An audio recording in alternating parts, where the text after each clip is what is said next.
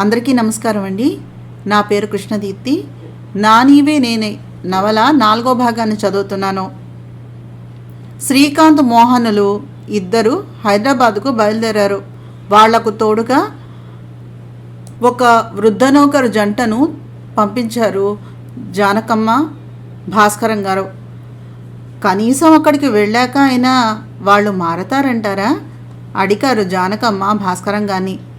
వాళ్ళు ఏదో చేస్తారనుకున్నాను కానీ ఇలా చేస్తారని మాత్రం అనుకోలేదు.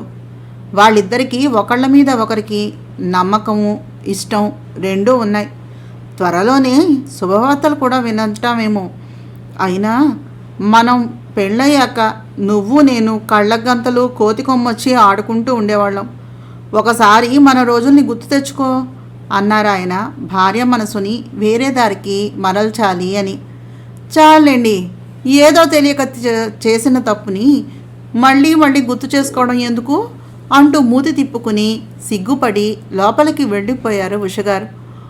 ఓసిని, తల నెరుస్తున్నా సిగ్గు తగ్గలేదు నీకు అంటూ నవ్వారు భాస్కరం గారు. చాలాసేపటి నుంచి ప్రయాణం చేస్తూనే ఉన్నారు శ్రీకాంత్, మోహన. ఇలా హైదరాబాద్కి ఇద్దరూ కలిసి చాలాసార్లు వెళ్ళారు. అప్పుడు కూడా మోహన శ్రీకాంత్ భుజంపై తల వాల్చి పడుకునేది. కానీ ఈసారి అంతా వేరుగా ఉంది.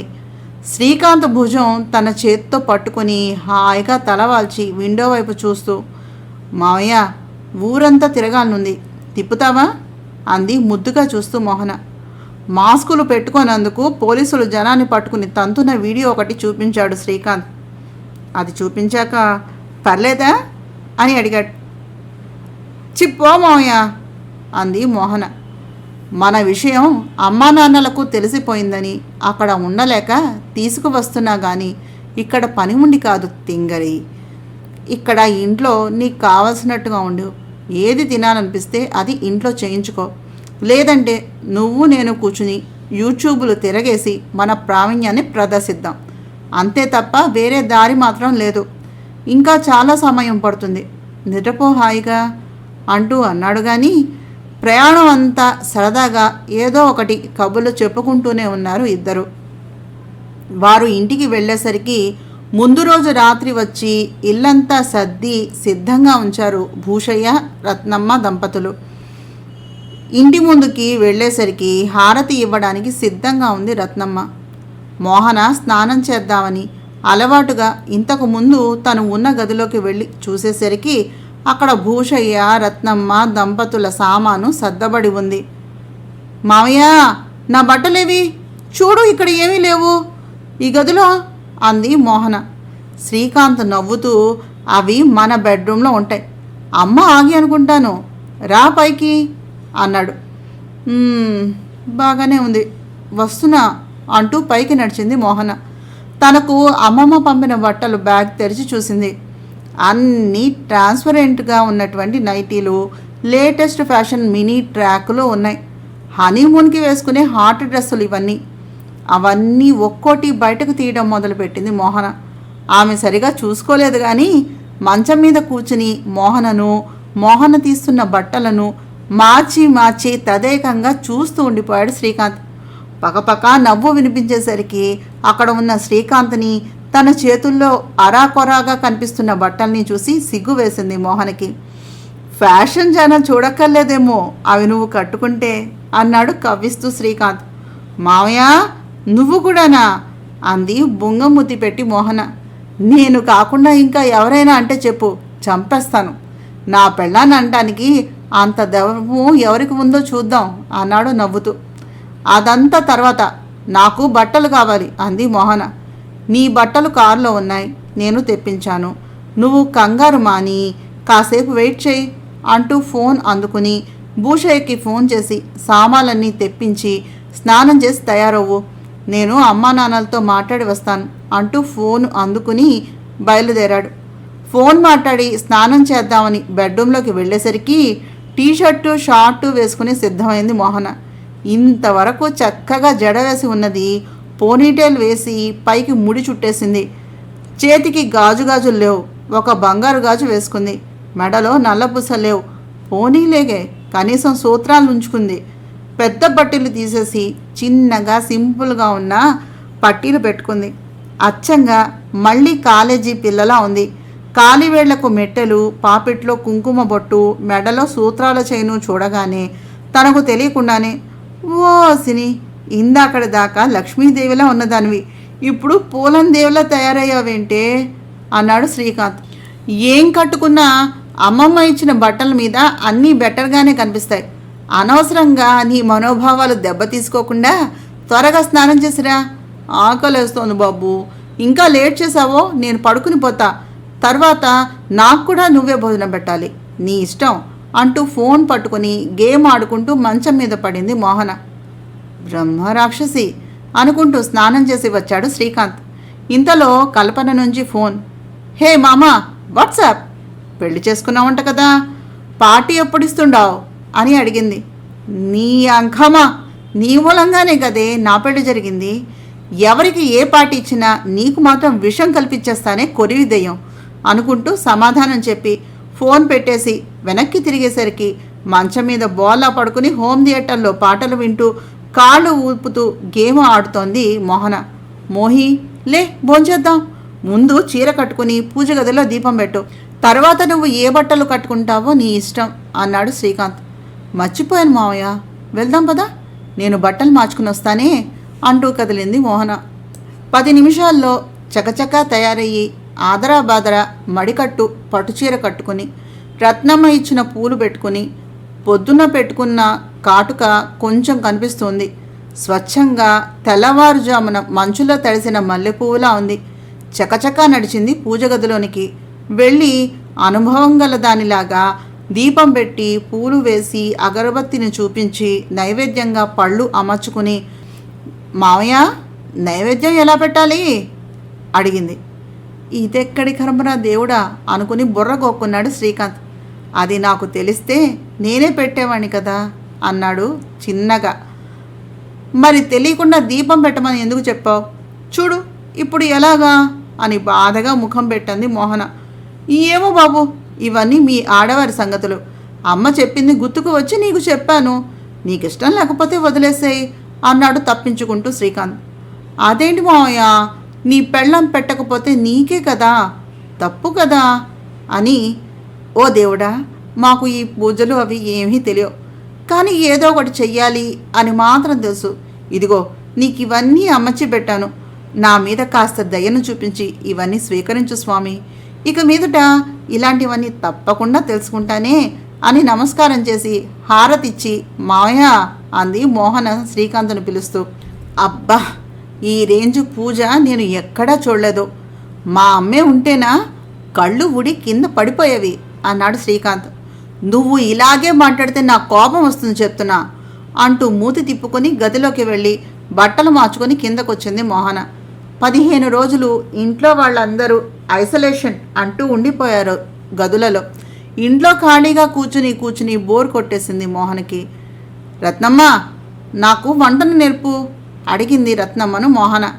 మీరు వంట ఎందుకమ్మా, చెయ్యి కాల్చుకుంటే పెద్దమ్మగారు నా మీద కోపపడతారు అంది రత్నమ్మ.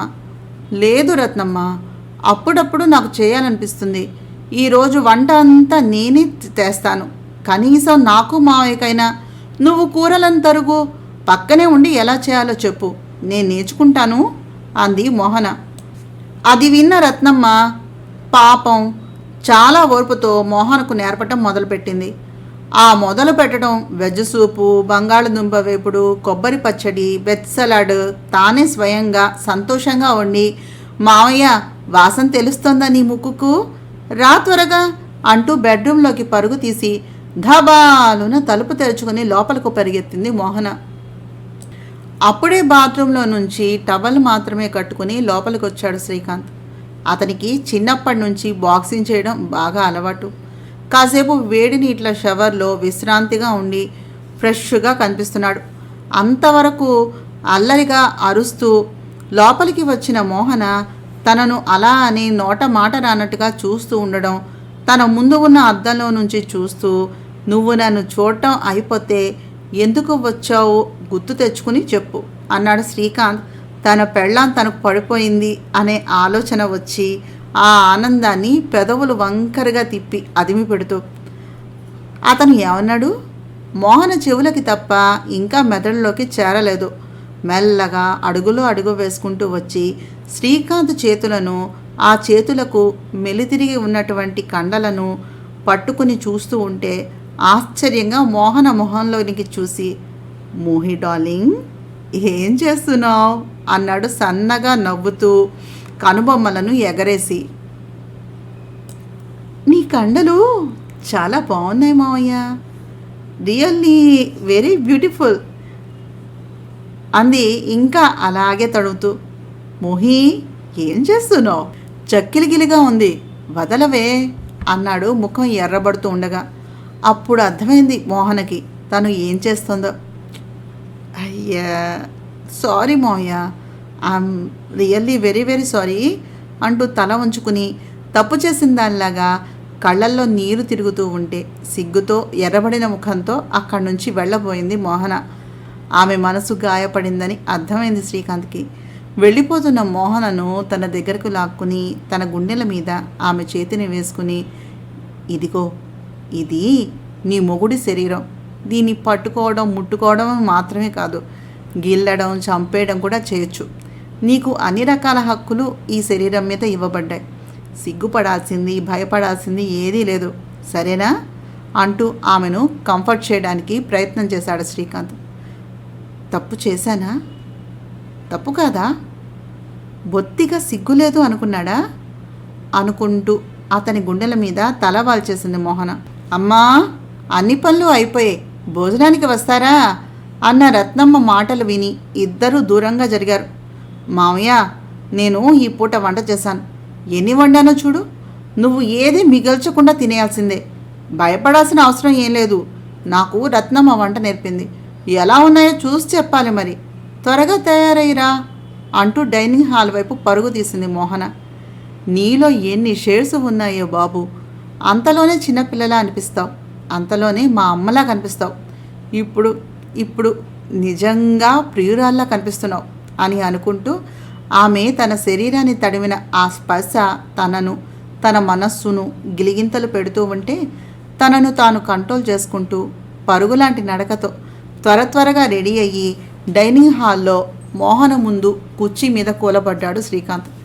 టేబుల్ మీద అన్నీ సర్ది మోహన సిగ్గుపడుతూ హాల్లోకి రావటం చూసిన రత్నమ్మ చిన్నగా నవ్వుకుని, అమ్మా, అన్నీ సర్దాను, నన్ను వడ్డించమంటారా అడిగింది. వద్దు రత్నమ్మ, నేనే వడ్డిస్తాను, మామయ్య ఇంకా కిందకు రాలేదుగా, రాని అంది మోహన. నిజానికి రత్నమ్మ వచ్చే ముందే ఆమెకు మోహన అమ్మమ్మ చాలా విషయాలు చెప్పి పంపించింది. రత్నమ్మ ఆమెకు నమ్మిన వంటు, అందుకే పిల్లలిద్దరినీ దగ్గరకు చేయడానికి వీలైనంత ప్రయత్నించమని చెప్పి మరీ పంపింది. రత్నమ్మ కూడా శాంత స్వభావరాలు, ఆమెకు ఏం కావాలో ఆమెకు తీసుకోవడం తెలుసు, అలాగే యజమాని పట్ల విశ్వాసంగా ఉండడమూ తెలుసు. అందుకే ఏమాత్రమూ ఆలోచించకుండా కొడుకు కోడలు సంసారానికి రత్నమ్మ సమక్షంలో దిశానిర్దేశం చేసింది ఆమె. మామయ్య రాగానే అతని ప్లేట్లో అన్నీ వడ్డిస్తూ అతను ఒక ముద్ద నోట్లో పెట్టుకోగానే అది ఎలా ఉందో, అతను ఏం చెప్తాడా అని ఎదురు చూస్తూ పక్క సనాతన సాంప్రదాయంలో ఉన్న ఆదర్శ గృహిణిలాగా కనిపించింది మోహన ఆ సమయంలో. రత్నమ్మ, దీనికి వంట బాగా నేర్పించు, చాలా బాగుంది అని అంటూ తింటున్న శ్రీకాంత్ని చూసి నవ్వుతూ, ఇంకొంచెం వేయినా అంటూ వడ్డిస్తూ ఉంటే, రత్నమ్మ, మీరు వెళ్ళండి, మేము తింటాం అని చెప్పి ఆమె వెళ్ళగానే, నువ్వు కూడా తిను అంటూ ముద్దలు చేసి పెట్టాడు మోహనకు. కానీ కారం తగ్గింది మోహయ్య అంది మోహన. ఏదో పాపం రత్నమ్మ పక్కన ఉంది కాబట్టి వంట ఇలా ఉంది. ఒకసారి నేను మీ ఇంటికి వచ్చినప్పుడు మీ అమ్మ, అదే మా అక్క వండిందిలే, అప్పుడు ఈ యూట్యూబ్లో ఈ వంట ప్రోగ్రామ్స్ కూడా లేవుగా, బావ ఆ రోజు భోజనం టేబుల్ సాక్షిగా మీ అమ్మ చేత ప్రామిస్ చేయించుకున్నాడు, ఇక జన్మలో నేను వంట వండను అని అంటూ మరో ముద్ద కలిపి పెడుతూ ఉంటే తింటూ, అయితే అమ్మకన్నా నాకే బాగా వంట వచ్చన్నమాట అంటూ నవ్వింది మోహన. లాక్డౌన్ ఎత్తివేశారు, కానీ మాస్కులు కంపల్సరీ. 144 సెక్షన్ అయితే రన్ అవ్వటం లేదు. వ్యాక్సిన్లు, కొత్తగా వచ్చే కేసులు, ఇంటి చుట్టూతా వచ్చే కేసులు, శానిటైజర్లు, రకరకాల కిట్లు, అప్పుడే ఇంచుమించుగా 10 నెలలు అయిపోయింది మోహన పెళ్లి జరిగి. మోహనకు ఎగ్జామ్స్ అయ్యాయి. కాలేజీలో దింపడం, తిరిగి తీసుకుని రావటం అన్నీ జరుగుతున్నాయి. అతను ఇంకా వర్క్ ఫ్రమ్ హోమ్ చేస్తూ ఉన్నాడు. ఆమె 3వ సంవత్సరం పరీక్షలు పూర్తి చేసింది. ఆ రోజు శ్రీకాంత్ కంపెనీకి ఆ సంవత్సరం మంచి లాభాలు రావటంతో మంచి పార్టీ అరేంజ్మెంట్ చేయడం జరిగింది. చాలా రోజులుగా కలవని ఆఫీసు స్టాఫ్ అంతా జాగ్రత్తలు తీసుకుని కలవటం జరిగింది. పెళ్ళైన తర్వాత మొదటిసారి మోహనను తీసుకుని పార్టీకి అటెండ్ అయ్యాడు శ్రీకాంత్. ఆ రోజు అంతా సరదాగా కాలక్షేపం చేశారు. అలాగే కొత్తగా ఆఫీస్లో చేరిన వారి పరిచయాలు అలాగా సాగిపోయాయి. ఒకప్పుడు శ్రీకాంత్ తాతగారు ఇలా సిటీలో చాలా పరిశ్రమలను పెట్టి వాటిని అగ్రస్థానంలో నిలిపినవారే. కానీ ఆయన భార్య తదనంతరం వీటన్నింటినీ వదిలి ఆ పల్లెటూరిలో చిన్న ఇంట్లో ఆయన అంతిమ కాలాన్ని గడిపేశారు. మళ్ళీ శ్రీకాంత్ ఆయన దారిలో నడుస్తూ ముందు తరాల నుంచి వచ్చిన ఆస్తులనే కాక తానే ఒక సంస్థను మొదలుపెట్టి తన ఆఫీసులో వర్కర్లకు స్వేచ్ఛను, వసతులను అందిస్తూ అదే సమయంలో వారి దగ్గర నుంచి మంచి ఫలితాలను తీసుకుంటూ తన సంస్థను అతి తక్కువ కాలంలోనే మంచి స్థాయిలో నిలబెట్టాడు. ఎగ్జామ్స్ అయిపోయాయి మోహనకి. చాలా రోజుల నుంచి ఖాళీగా గడుపుతోంది. రత్నమ్మ వంట నేర్పుతోంది. రత్నమే కాక కొత్తగా మరికొందరు పనివారు కూడా చేరారు ఇంటిలో. కాలక్షేపానికి ఇల్లు సర్దుకోవటం, పనివారి చేత పనులు చేయిస్తూ ఉండటం, చిన్నమ్మ అంటూ అందరి చేత పిలిపించుకోవటం, వారి అవసరాలను దృష్టిలో ఉంచుకోవటం, మావయ్య ఎప్పుడొస్తాడో ఆ సమయానికి అతనికి కావలసినటువంటి సదుపాయాలు సమకూర్చటం, ఇవన్నీ చక్కగా జరిగిపోతున్నాయి. ఆ రోజు శుక్రవారం. తలారా స్నానం చేసి మంచి చీర కట్టుకుని పూజ చేసి అలసటగా ఉండటంతో అలాగే బెడ్రూమ్లో సోఫాలో పడుకుని ఉంది మోహన. ఫోన్ మోగుతూ ఉంటే ఎవరా అని చూసేసరికి ఫోన్ స్క్రీన్ మీద పెళ్లిపీటల మీద నవ్వుతూ ఉన్న మావయ్య ఫోటో కనబడగానే ఆనందంగా ఎత్తింది మోహన. హలో మావయ్య అంటూ పలకరించింది మోహన. మోహన, మన ఇంటికి స్వీటీ వస్తోంది. ఇప్పుడే ఆఫీస్ నుంచి బయలుదేరుతున్నాం. కాస్త అర్థం చేసుకో ప్లీజ్ అంటూ ఫోన్ పెట్టేశాడు శ్రీకాంత్. స్వీటీ, ఈ పేరు విని ఇంచుమించుగా 2 సంవత్సరాలు అయిపోయింది. స్వీటీకి మామయ్య సూపర్ సీనియర్. స్వీటీ బ్రదర్ మామయ్య క్లాస్మేట్. అంతేకాక తను మంచి స్కాలర్ కూడా. స్వీటీ అన్నయ్య కమలేష్ అమెరికా వెళ్ళాలి అనే కళ్ళలతోటి ఉండేవాడు. మామయ్య కంపెనీ స్టార్ట్ చేసినప్పుడు శ్రీకాంత్తో పాటు కమలేష్, గుప్తా, సత్య కలిసి కంపెనీని స్టార్ట్ చేశారు. వీళ్ళంతా ఫ్రెండ్స్. మొదట్లో చాలా ఇబ్బందులు వచ్చాయి. మామయ్య తాత దగ్గర చాలా తిట్లు తింటూ ఉండేవాడు. ఆర్థికంగా తాత మీద ఆధారపడకుండా బిజినెస్ని స్టార్ట్ చేశాడు. ఆ సమయంలో శ్రీకాంత్ స్వీటీని ఇష్టపడ్డాడు. స్వీటీకి తన ఆఫీస్లో జాబ్ కూడా ఆఫర్ చేశాడు. కానీ ఒక స్టార్టప్ కంపెనీలో మంచి ఉద్యోగం కంటే ఒక మంచి కంపెనీలో చిన్న ఉద్యోగం బెటర్ అనుకుంది స్వీటీ. అలాగే కనీసం మోరల్ సపోర్ట్ కూడా ఇవ్వలేకపోయింది. కానీ మామయ్య తనని ఒక సాధారణ వ్యక్తిగానే అందరికీ పరిచయం చేసుకునేవాడు. నిజంగా తన బ్యాక్గ్రౌండ్ తెలిసి ఉన్నట్లయితే స్వీటీ తప్పకుండా మామయ్యని అంగీకరించి ఉండేదేమో. ఇంతలోనే కమలేష్ మామయ్యను మోసం చేసి ఆ ప్రాజెక్ట్ వేరే కంపెనీకి వెళ్ళేలాగా చేసేశాడు. ఇది ముందు నుంచి తెలిసిన విషయమే కనుక ఆమె అలా ఉంది అని అంతా అనుకున్నారు. ఇక మామయ్య వాళ్ళ మాటను ఎత్తలేదు. నిజానికి ఆమెను మర్చిపోవటానికి శ్రీకాంత్ చాలా కష్టపడవలసి వచ్చింది. కానీ మామయ్య స్వీటీ విషయం కంటే ఎక్కువగా ఆ కమలేష్ అనే మనిషి చేసిన మోసానికే బాగా బాధపడ్డాడు. అయినా కమలేష్ చేసిన దాన్ని తప్పు పట్టొచ్చు, కానీ స్వీటీ చేసిన దాంట్లో ఆమె స్వార్థం తప్ప ఇంకేమీ కనిపించలేదు అతనికి. నిజానికి అప్పటికి మోహన 10వ క్లాస్ చదువుతోంది. మామయ్య కాదు, సహజంగా ఆ వయసులో ఉన్న ఎవ్వరూ కూడా మోహన లాంటి అమ్మాయిని, ఆ వయసులో అమ్మాయిని పెళ్లి చేసుకోవాలి అని ఏమాత్రము తన జీవితంలోకి భార్యగా తెచ్చుకోవాలని ఊహించుకోరు. తిరిగి మళ్ళీ ఇన్నాళ్ల తర్వాత స్వీటీ పేరును వింది మోహన. స్వీటీ రాక తన జీవితంలోకి ఎటువంటి ప్రభావాన్ని చూపుతుందో చూడాలి అనుకుని ఆలోచనల్లో ఉండగానే ఇంటి కాలింగ్ బెల్ మోగింది. మావయ్య కంఠం చాలా ఆనందంగా ఉంది. మోహనా, మోహనా, ఎవరు వచ్చారో చూడు అంటూ అరుస్తున్నట్టుగా పిలుస్తున్నాడు శ్రీకాంత్. కానీ ఆ అరుపు మోహన గుండెల మీద గట్టిగా తన్నినట్టుగా ఉంది. ఆ నిమిషంలో అమ్మమ్మ చెప్పిన మాటలు గుర్తుకు వచ్చాయి మోహనకి. మోహన, భార్యాభర్తల బంధం మొదలు పెట్టకపోతే తర్వాత వచ్చే ఇబ్బందులు తట్టుకోవటం చాలా కష్టం అవుతుంది, పరస్పర అవగాహన ఉండదు అని. ఇంతలో వివేకం మేల్కొంది. ఏం ఆలోచిస్తున్నాం మోహన? ఆమె జస్ట్ ఒకప్పుడు మీ మావయ్య ఇష్టపడ్డ అమ్మాయి మాత్రమే. ఇప్పుడు అతని భార్యవి నువ్వు. వెళ్ళి చక్కగా మొదటి ఆటంకాన్ని ఎదుర్కో. ప్రతిదానికి అనుమానపడితే ఈ కాలం అమ్మాయివి ఎలా అవుతావు అని. వస్తున్నాను మావయ్య అంటూ బయటకు నడిచింది మోహన. ఇల్లు చాలా బాగుంది శ్రీకాంత్. ఇంత చక్కగా, ఇంత బాగా నేను అస్సలు అనుకోలేదు. సూపర్ అంటూ అప్పటికే ఇల్లంతా చూసి వచ్చింది స్వీటీ. నాదంతా ఏమీ లేదు, ఇదంతా మా మోహన గొప్పతనం. ఇంటీరియర్ డెకరేషన్ అంతా తనదే అన్నాడు శ్రీకాంత్. ఇంతల్లా పొగుడుతున్నా కంటికి కనిపించదేమిటి మీ ఆవిడ అడిగింది ఆమె. ఇంతలో మెట్లు దిగుతూ వచ్చింది మోహన.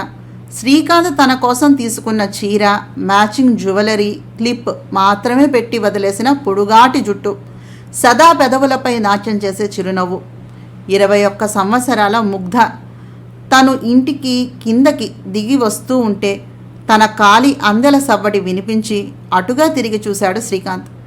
ఆమె కన్నా ముందు ఆమె తలలో పెట్టుకున్న సంపెంగల వాసన అతని నాసికా పుటాలను చేరింది. అలా మోహనను చూస్తూనే ఉండిపోయాడు శ్రీకాంత్. నవ్వుతూ, హలో అండి, బాగున్నారా పలకరించింది మోహన. నేను మీకు తెలుసా తడబడుతూ అడిగింది స్వీటీ. భలేవరే, మీరు నాకు తెలియకపోవడం ఏమిటి? మీరు మా ఊరికి వచ్చారుగా ఒకసారి, మీ బర్త్డే ఇక్కడే హైదరాబాద్లో మా శ్రీకాంత్ సెలబ్రేట్ చేశారు. ఆ పార్టీకి కూడా వచ్చాను కదా నేను అంది మోహన. అవునా, కానీ నాకు గుర్తులేదు అంది స్వీటీ. పోనీలేండి, ఇప్పుడు ప్రాబ్లం ఏముంది, టీ తీసుకోండి అంటూ రత్నమ్మ ఇచ్చిన స్నాక్స్ టీ తీసుకొని వచ్చి ఇచ్చింది స్వీటీకి. స్వీటీ, నా భార్య మోహన శ్రీకాంత్ అంటూ పరిచయం చేశాడు శ్రీకాంత్. మోహనను పైనుంచి కింద దాకా చూసిన స్వీటీ అస్సలు తట్టుకోలేకపోయింది. నిజానికి ఆమె కూడా తన అన్న కమలేష్ తోటి అప్పుడే అమెరికా వెళ్ళిపోయింది. కానీ ఆమెకు అప్పుడు శ్రీకాంత్ నిజంగా ఇంత కలిగి ఉన్న వారి ఇంటి అబ్బాయి అని తెలియదు. అతను ఇంత సక్సెస్ సాధిస్తాడు అని కూడా ఆమె అనుకోలేదు. అదృష్టం బాగుండి ఉంటే మోహన స్థానంలో తను ఉండవలసినది అన్న విషయం మాత్రం ఆమెను కలిచివేస్తోంది. ఆ విషయం స్వీటీ మనసులో మోహన పట్ల వ్యతిరేకతను కలగజేస్తోంది. టీ తీసుకోవడం అయ్యాక ముహి, స్వీటీ తన ప్రాపర్టీస్ అన్నీ ఇక్కడ సేల్ చేసి అమెరికాలో సెటిల్ అవ్వాలని అనుకుంటోంది. అప్పుడే ఇక్కడకు వచ్చి 2 నెలలు అయ్యిందట. కరోనాకు ముందు ఇక్కడ ప్రాపర్టీస్ అమ్మాలని అనుకోవటంతో సరైన రేటు రావటం లేదట. పాపం తను ఒంటరిగా ఉండలేకపోతోంది. సరే, మనం ఉన్నాం కదా, పైగా ఆడపిల్ల, అలా ఒంటరిగా ఉండడం నాకు నచ్చలేదు, అందుకని అంటూ ఉండగానే మన ఇంట్లో ఉంచుదాం అనుకుంటున్నావా అంది మోహన. ప్రస్తుతం అన్నాడు చిన్నగా శ్రీకాంత్. ఆడపిల్ల, పైగా ప్రాపర్టీస్ విషయంలో ఇబ్బంది పెడుతోంది. అంతేకాక ఇండియాలో వేరే ఎవరూ ఆత్మీయులు లేరు, అందుకని అన్నాడు నానుస్తూ శ్రీకాంత్. ఇదంతా చూస్తూ ఉంటే అసహనంగా, చిరాగ్గా అనిపించింది స్వీటీకి. కానీ తప్పదు, ఒకసారి చేసిన తప్పును సరిదిద్దుకోవాలి అనుకుంటూ ఓపిక పట్టింది. మోహన ఒకసారి స్వీటీని పైనుంచి కింద దాకా అంచనా వేద్దాం అనుకుంటూ చూసింది. ఆమె ఒక western formal outfit, skirt, coat వేసుకుని ఉంది. ఇది ఎక్స్ప్రెస్ చేస్తోందా నేను ఆడపిల్లనే అని ప్రూవ్ చేసుకుంటోందా? అసలు సిగ్గు లేకుండా మావయ్యని ఎలా కలిసింది? అప్పట్లోనే మావయ్యని తెగ వాడేసుకున్నారు అన్నయ్య చెల్లెలు కలిసి. ఇప్పుడెలాగా? అమ్మమ్మ చెప్పిన మాటలు నిజంగానే నిజం అవుతాయేమో అనుకుంటూ ఏమీ మాట్లాడలేదు. 2 నిమిషాలు ఆగి, రత్నమ్మ, ఈ స్వీటీ గారికి గెస్ట్ రూమ్ చూపించు. అలాగే ఈమె ఇప్పుడు ఉంటున్న ప్లేస్లో లగేజీనంతా ఖాళీ చేయించి తీసుకురావటానికి సాయం చేయమని లిల్లీని పంపు అంది. ఇంతలో మోహన ఫోన్కి ఒక మెసేజ్ వచ్చింది. తీసి చూసింది మోహన. అది శ్రీకాంత్ నుంచి. తల పైకెత్తకుండా కన్నులు మాత్రమే కలిపి ఐమూలగా అతని వైపు చూసింది. ముగ్ధుడైపోయాడు శ్రీకాంత్. తర్వాత మెసేజ్ ఓపెన్ చేసి చూసింది. ఆవేశపడకుండా సంయమనం పాటిస్తూ ఉన్నందుకు చాలా థ్యాంక్స్ అని ఉంది దానిలో. నిజానికి మండిపోతోంది మోహనకి. ఆ క్షణం అక్కడే స్వీటీ చెంప వాయగొట్టి మావయ్యని పడగొట్టి అతని గుండెల మీద నుంచుని డ్యాన్స్ చేయాలని ఉంది. ఇంకా నా వల్ల కాదు, దీని సంగతి ముందు అమ్మమ్మకు చెప్పాలి. తను ఇక్కడికి వస్తే ఈ సంగతి ఏమిటో 2 రోజుల్లో తేల్చి పడేస్తుంది. కానీ 2 రోజుల్లో ఎలాగైనా ఆలోచించి పని చేయాలి. మన ప్రయత్నం చేయకుండా అమ్మమ్మ నెత్తి మీద ఎందుకు మోపటం? అసలు మన బంగారం మంచిదైతేగా అంటూ మళ్ళీ విస్సురుగా ఒక్క చూపు ఎర్రగా గుర్రుగా చూసింది శ్రీకాంత్ వంక. మోహన ముఖంలో మారే ప్రతి ఎక్స్ప్రెషన్ని క్షుణ్ణంగా చూస్తూ ఉన్నాడు శ్రీకాంత్. స్వీటీ తనకు కేటాయించిన గది చూడటం కోసమని రత్నమ్మ వెనక్కాలే వెళ్ళిపోయింది. ఆమె తన గది వైపు వెళ్లే వరకు ఆగి శ్రీకాంత్ను కోపంగా చూస్తూ సర్రున లేచి తన గది దగ్గరికి వెళ్ళడం కోసమని మెట్లు ఎక్కడం మొదలుపెట్టింది మోహన. ఇలా ఎప్పుడు లేస్తుందా అని ఎదురు చూస్తున్నాడు శ్రీకాంత్. ఆమె కదలగానే పట్టుకునే ప్రయత్నం చేశాడు శ్రీకాంత్. ఆమె జుట్టు అందలేదు, ఆమె పైట కొంగు అందింది. ఒడిసి పట్టుకున్నాడు. ఇద్దరి మధ్యన యాక్షన్ ఎంత గట్టిగా జరిగిందంటే బయటకు పెట్టిన పిన్ను సౌండ్ చేస్తూ బయటకు వచ్చేంత. అంతే. మోహన కొంచెం తగ్గి పైటను చూసుకుంది. మావయ్య కొనిచ్చిన కొత్త చీర ఇష్టంగా కట్టుకుని సిద్ధమైంది. అది కాస్త చిరిగి కనిపించేసరికి మోహన కళ్ళల్లో కోపం ఇంకా ఎక్కువైపోయింది. తట్టుకోలేక ఇక శ్రీకాంత్ను పట్టుకుని కొట్టడం మొదలెట్టింది. సిగ్గుందా నీకు? దాన్ని, ఆ దెయ్యాన్ని ఇంటికి తీసుకొస్తావా? నాకు చెప్పక్కర్లేదా? ఇది ఎవరిల్లు అనుకున్నా? నాకు చెప్పక్కర్లేదా అంటూ కొడుతూనే ఉంది. ఆ వేగానికి ఆమె పైట అతని చేతుల్లోనే ఉండడం వలన మోహన కొట్టి కొట్టి అలసిపోవడం వలన ఆమెకు చేతులు నొప్పి వచ్చి మోయో అంటూ అతని పెదవులపై తన పెదవులతో తీపి సంతకాన్ని చేసింది. ఆమె కొట్టడం మొదలు పెట్టగానే ముందు తప్పించుకోవాలి అనుకున్నాడు. ఇంట్లో ఉన్న పనివారు చూస్తున్నారని, ఆమె పైట జారిపోయి ఉందని, ఆమె చేతులు పట్టుకోవాలని తన గుండెలకు హత్తుకుని, నీ స్థానం ఎప్పుడూ నీదే, ఆమెకు సహాయం చేయటం మాత్రమే నా ఉద్దేశం అని చెప్పాలని అనుకున్నాడు. కానీ ఆమె అలా ఏడుస్తూ తనను ముద్దు పెట్టుకోవటంతో ముందు పరవశించిన తరువాత తన పట్ల ఇంత ప్రొటెక్టివ్గా తన చుట్టూ తిరిగే అమ్మాయిల పట్ల అంత ఈర్ష్యగా ఉంటుంది అనుకోలేదు శ్రీకాంత్. ఆ ఫీలింగ్ తనకు నచ్చింది. ఆమెను ముందు పైకి తీసుకుని వెళ్ళాలి అనుకున్నాడు. కానీ తర్వాత వేరే ఆలోచన వచ్చింది. వెంటనే ఆమెను ఎత్తుకుని మెట్లు దిగుతూ, మోహి బయటకు వెళ్తున్నాం, ఒడిలో నుంచి దిగుతావా, ఇలాగే తీసుకెళ్ళనా అడిగాడు. దిగుతాను అంది మోహన చిన్నగా. సరే అంటూ ఆమె పైట సరిగ్గా సర్ది చెయ్యి పట్టుకుని, నీకొక సర్ప్రైజ్, ఇంకా పూర్తి కాలేదు కానీ ఇంకా లేట్ చేయడం నాకు అస్సలు ఇష్టం లేదు అంటూ ఒక ఫోన్ చేసి కారు ఎక్కి టక్కున కార్ డోర్ మూశాడు. కార్కి ఉన్న గ్లాసెస్ వలన కార్లో ఏం జరుగుతుందో బయట జనాలకు తెలిసే అవకాశం లేదు. అందున అది లగ్జరీ కారు కావటం వలన చాలా స్పేషియస్సే కాక ఆ కార్ని శ్రీకాంత్ తనకు కావలసినట్టుగా డిజైన్ చేయించుకోవడం వలన విలాసంగా ఉంది.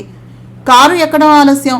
మోహనను గట్టిగా హత్తుకుని ఏం జరగబోతోంది అని మోహన బుర్ర బద్దలు కొట్టుకోకుండా ఆమె పెదవులను తన పెదవులతో జత కలిపాడు.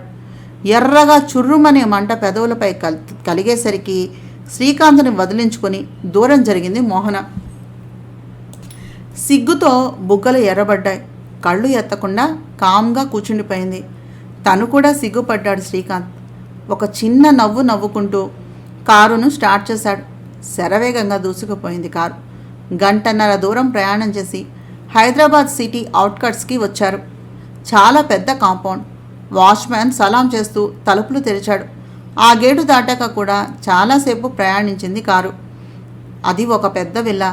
చాలా లగ్జరియస్గా కనిపిస్తోంది. కార్ డోర్ని ఓపెన్ చేసి ఆమె చెయ్యి అందుకోవడం కోసం ముందుకు వాలి, ప్లీజ్ అన్నాడు డ్రమటిక్గా. మావయ్య టూ మచ్ అంది నవ్వుతూ. నా ప్రేమ వరదలా పొంగుతోంది. నువ్వు ఒక్కదానివి నన్ను కాపాడగలవు మరి. మోహి లేట్ చేయకు, అప్పుడే చీకటి పడ్డానికి సిద్ధంగా ఉంది. ఇంత త్వరగా నిన్ను ఇక్కడికి తీసుకుని వస్తానని అనుకోలేదు. ఇంకా సమయం ఉంటుందేమో అనుకున్నాను.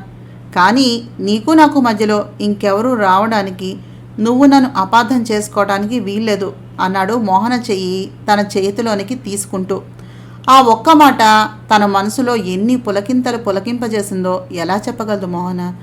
చాలామంది మగవారు తమ మనసులో ఏది ఉందో తన భాగస్వామికి చెప్పడానికి ఆలోచిస్తారు, సరైన ఎక్స్ప్రెషన్ని ఇవ్వరు. దాని మూలాన భార్య మనసులో అనేక రకాల ఊహలు మెదులుతూ ఉంటాయి. మన చుట్టూ ఉన్నటువంటి వాతావరణం, వర్కింగ్ ఉమెన్ అయినా హౌస్ వైఫ్ అయినా వారి ఆలోచన విధానం తన భాగస్వామి పట్ల, కుటుంబ బాధ్యతల పట్ల భర్త ఆలోచించే దానికన్నా ఎక్కువగా ఉంటుంది. దాని ఫలితంగా భర్త తమ మీద కూడా అటువంటి కేరింగ్, అటువంటి లాలన కావాలని కోరుకుంటారు. అది దొరకనప్పుడు వారి అసహనం ఉవ్వెత్తున లేచే తరంగంలాగా ఎగసిపడుతుంది. అందుకే తనకు మోహన్కు మధ్యలో ఇక ఇటువంటి స్పర్ధ రావటం ఇష్టం లేని శ్రీకాంత్ వెంటనే నిర్ణయాన్ని తీసుకున్నాడు. వారిద్దరి మధ్యలో ఉన్నటువంటి ఈ కంగారుకు కారణం ఎవరైనా అది మంచికే వచ్చింది. తన ఆలోచనలను వివరిస్తూ ఆ కాంపౌండ్లో ఏది ఎలా వస్తుందో వివరిస్తూ చుట్టూ తిప్పి ఓ గంట కాలక్షేపం చేసి మెల్లగా ఇంటి వైపు మళ్ళారు. ఇంటికి వెళ్ళేసరికి రత్నమ్మ దంపతులు సిద్ధంగా ఉన్నారు. ఈమె ఇక్కడికి ఎలా వచ్చింది అంది మోహన. మన తరపున పెద్దవాళ్ళు ఎవరూ లేకపోతే ఎలాగా నవ్వాడు శ్రీకాంత్. రత్నమ్మ మోహనను తీసుకుని తెల్లని చీరలో పెళ్లి కూతుల్లాగా సిద్ధం చేసి తీసుకొచ్చింది. వచ్చేసరికి శ్రీకాంత్ కూడా తెల్లని పంచెలో సిద్ధంగా ఉన్నాడు. ఇద్దరికీ కొసరి భోజనం ఒకటే పళ్ళెంలో వడ్డించింది రత్నమ్మ. అన్నీ అర్థమవుతూ ఉంటే సిగ్గుల మొగ్గ అయింది మోహన. భోజనం అయ్యాక ఫోన్ వస్తే మాట్లాడుతూ బయటకు వెళ్ళిపోయాడు శ్రీకాంత్. రత్నమ్మను చిన్నమ్మ గారికి బెడ్రూమ్ని చూపించు అని చెప్పి. నా నీవే నేనే నవల 4వ భాగాన్ని చదివాను. నా ప్రయత్నం నచ్చినట్లయితే తప్పకుండా మా ఛానల్ సబ్స్క్రైబ్ చేసి, షేర్ చేసి, లైక్ చేసి, కామెంట్ చేయండి. అలాగే ప్రతినిపిలో జొన్నలగడ్డ కృష్ణదీప పేరుతోటి నవలలో రాస్తున్నాను. ఇష్టం ఉన్నట్లయితే ఒకసారి వెళ్ళి చదవండి. నమస్తే.